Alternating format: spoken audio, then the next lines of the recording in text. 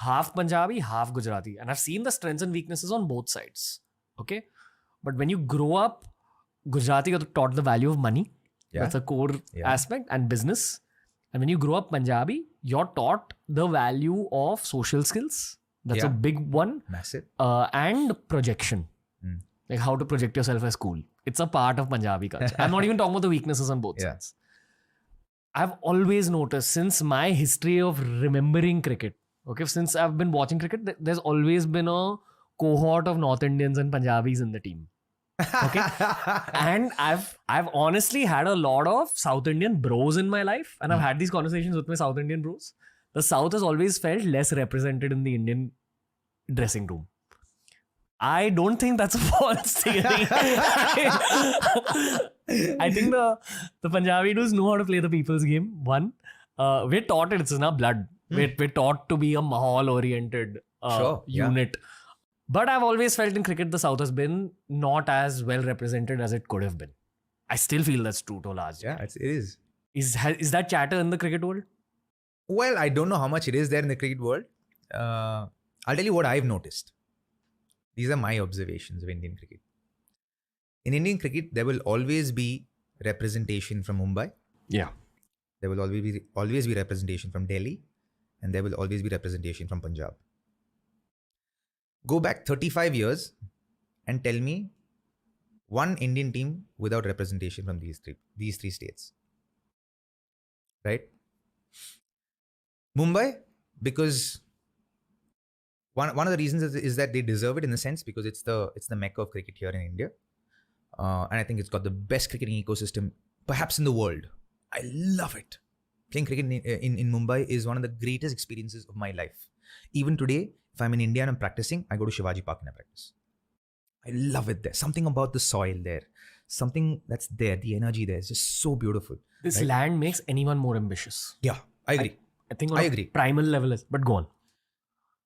And they've won 45, close to 50 Ranji trophies. So they deserve to have representation. And you always see that guys from Mumbai, in general, youngsters from Mumbai, have always had a longer rope than youngsters from any other part of the country. Now for guys from Karnataka, Tamil Nadu, Bengal, Andhra Pradesh, Hyderabad, Maharashtra even, Madhya Pradesh, UP. How do these blokes get into the side? You have to, before the IPL came along, you have to win Ranji Trophy. Win. Not score runs. You have to win. For you to even be noticed, to be a part of the fray, you have to win Ranji Trophy. Anyone who understood this game at a young age have ended up having a long career. Anyone look at any batter for India who's played for India for a long time and who scored runs, big runs. They've all been batters who've once scored runs for the team, but have also known how to score runs for themselves. They set up their own base first. And in a sense, in cricket, you'll call it batsmanship. Yeah. But look at the guys from the South who played for a really long time, who scored hugely successful. All of those guys are guys who've known how to score runs for themselves and score runs for the team. Right? That's the only way they've been able to sustain themselves. Take all the greats from the south of India. The only way they've sustained themselves is to know to play cricket like how, say, people from the west of India play or people from the north of India play. Because there, yes, you're a people's person, but you know how to self-sustain as well. Now, cricket in the south of India is played very differently. Cricket in the south of India is played as a team sport. Right? Now the culture has changed. When I was a youngster, it was played as a team sport. It's a team sport. What can we do for the team? What can we do? Like, honestly, I had so many seniors growing up that would tell me, Robin, don't forget to score your own runs. Don't forget to score your own runs. Don't forget to score your runs. I'm like, what are you talking about? This is a team sport. I'm like, sir, I'll be like, bro, I'm like, no, man. Like, I'll play for my team. We'll win and then we'll grow. Didn't happen. Now, how do KL Rahul, Karun Nair, Manish Pandey, S. Arvind, Abhimanyu Mithun, all of these Karnataka boys, how do they play for India? When did they play for India? It's after we won Ranji Trophy. If we hadn't won Ranji Trophy, they probably wouldn't have got the look in. They would have probably been known because the IPL came about. But for representation to happen in the Indian team, you have to win Ranji Trophy. Like, say, from a kid from Kerala. The only, like I can tell you, there are five boys from Kerala today who can play for India. But they won't be noticed until they win a Ranji Trophy. Saurashtra. How did Jaydev Unadkat, some of the other boys come into the Indian team or make a comeback in the Indian team? He won Ranji Trophy as a captain for Saurashtra. Tamil Nadu. After Dinesh Karthik and Ashwin, tell me representation in the Indian team. They'll get to India A. Not much after that. One of the reasons I brought up this whole conversation is because I'm a huge admirer of Sai Sudarshan. Yeah. I love him. And I want to see him keep playing for India. And Tilak Verma, for that matter. Two South boys. And whenever I see these guys bat, as a fan, I notice the expression, what's in their eyes. And these two guys are too focused and self-confident. Another one you missed is Sai Kishore. Sai Kishore is. Dude, I love that kid. That kid, he's such a hugely improved cricketer. And I think he's one of the best left-arm spinners in our country. And I don't know why he's not playing every match of the IPL. I don't know. And for him, he's captain of the Tamil Nadu Ranji Trophy team. And I think they lost the semi-finals, the finals of the Ranji Trophy this year. I promise you, till they win Ranji Trophy, a serious look won't be given there. So this thing you're talking about on the international level, where it is a social game as well, it applies to IPL teams as well? Not necessarily. Not that much, because we're also dealing with a different dynamic of foreign players, foreign coaches. I think within the IPL, we haven't gotten out of the gambit of being obsessed with skin that is not ours, our color. We haven't gotten out of it yet. I promise you, there are incredible Indian coaches available, but we're just not looking at them. We're not giving them the attention, and the amount of money a franchise is willing to spend on a foreign coach, they're not willing to spend on an Indian coach. And I do not understand that logic. You're playing the Indian Premier League, right? You're playing predominantly with 25 players in the team. So you're playing with 17 Indian players and 8 foreign players. Who are you catering to majorly here? Your majority of catering is done to the Indian players. So you need a solid Indian coach there. Right? Now what teams are doing is they're having foreign coaches with an Indian mentor.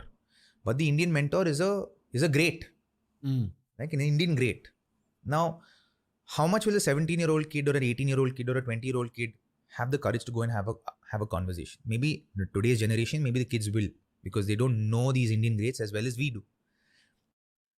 But you want to have a perfect mix, then you have to have a blend of both. It has to be blended. Right now, the scale's too less on the Indian side. You need to have more Indian coaches there. You need to balance it. Because the communication, because a lot of us are Indian. You have to understand, to pursue a career of cricket in India, you can't pursue another career, not even education. Because the competition is that hard, man. So you can't pursue education. Tell me, like, the people who've completed education within our ecosystem, maybe 2%. The rest of us haven't. Like 98% of us haven't completed our education. We've learned and upskilled ourselves along the way to speak well, to speak eloquently, to communicate well. All of that we've learned along the way. And while you play sport, you grow. There's a lot of depth that happens, growth of depth that happens. Growth doesn't happen vertically. Growth happens more horizontally, and growth happens within. So if a lot of work's put into language and how to communicate that, people can articulate it. Otherwise they can't. So a lot of people can articulate beautiful things, not perhaps in English or not perhaps in Hindi, but maybe in Gujarati or Punjabi or Haryanvi or Bengali. Most people are 12th standard passes, right? Yeah, if that. Not even 12th pass. If that. 12th is quite high for cricket. I'd say 10th standard, 9th standard, they'll give up and they'll like, okay, pursue this completely. Okay. The guys who complete their undergrad and all, like Ashwin's an engineer. I think Anil Kumble was an engineer. Does it make a difference to the game? Yeah.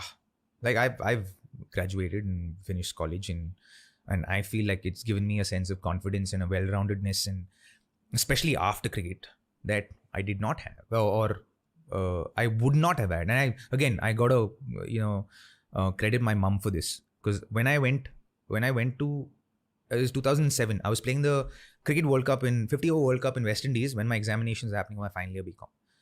And my mom says, I don't care if you won a World Cup, you have to go and finish your education. And I went the following year in 2008 in April, and I gave my supplementals. So I went and gave my arrears and supplementals, and I passed. It makes you analytical about your own game, perhaps. Yeah, that's what. Maybe that as well. But for me, it just gave me a sense of confidence that, and a sense of well-roundedness, to be honest. I can't define it, so to speak, but a sense of well-roundedness that perhaps I wouldn't have had, where if it would have made me feel like, yeah, I came till there and I didn't finish it, But I got to give credit to the guys who actually choose to give it up at 9th standard, 10th standard, and say, okay, I'm going to pursue this full time, and then do my best to upskill myself along the way. It takes a lot of effort, individual effort, to be able to do that, and a lot of the boys do that, and it takes a lot, to develop that confidence. And sport, in a sense, helps you develop a lot of that confidence. A lot of it is a lot of effort off the field.